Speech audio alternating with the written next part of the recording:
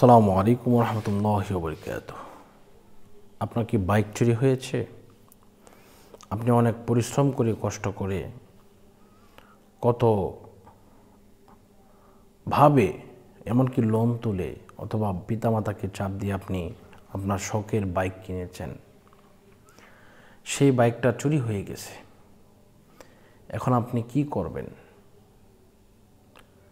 তো এটি অনেক সেন্সিটিভ বিষয়। চোর ধরার জন্য, চোরের শাস্তির জন্য, চুরির মাল ফেরত পাওয়ার জন্য একটি রাস্তা আছে, পন্থা আছে, তা হচ্ছে কোরআন দিয়ে কাজ করতে হবে। কোরআনুল কারীমের মধ্যে একখানা আয়াত আছে, যে আয়াতে কারিমাকে অনেকেই খতমে ইউনূস বলেন, আবার অনেকেই জালালি খতম বলেন।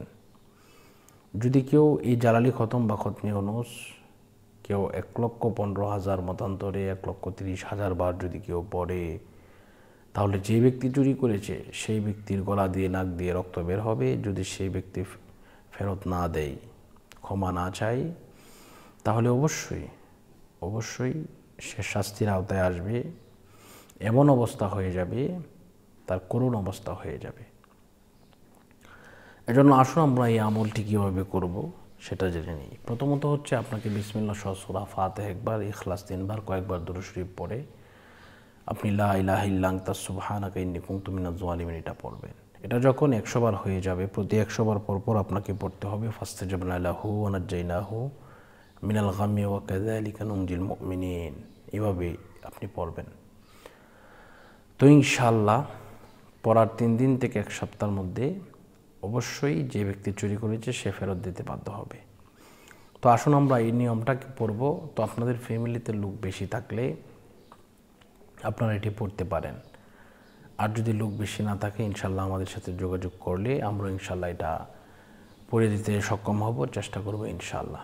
যারা যোগাযোগ করতে চান এই নাম্বারে যোগাযোগ করবেন 016-430-63744। এই নাম্বারে ইমো এবং হোয়াটসঅ্যাপ দুটাই করা আছে। আপনারা অবশ্যই এই নাম্বারে যোগাযোগ করলে এটা পড়তে পারেন।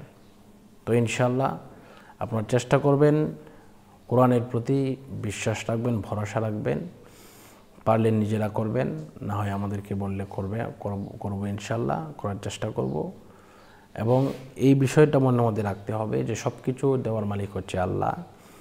এই আয়াত হচ্ছে, এই খতম হচ্ছে একটা ওসিলা, তাও এটা আল্লাহর কোরআনের আয়াতই। এই খতমের বের করে দেবে বিষয়টা এরকমভাবে বিশ্বাস করা শিরক, এরকমভাবে বিশ্বাস করবেন না।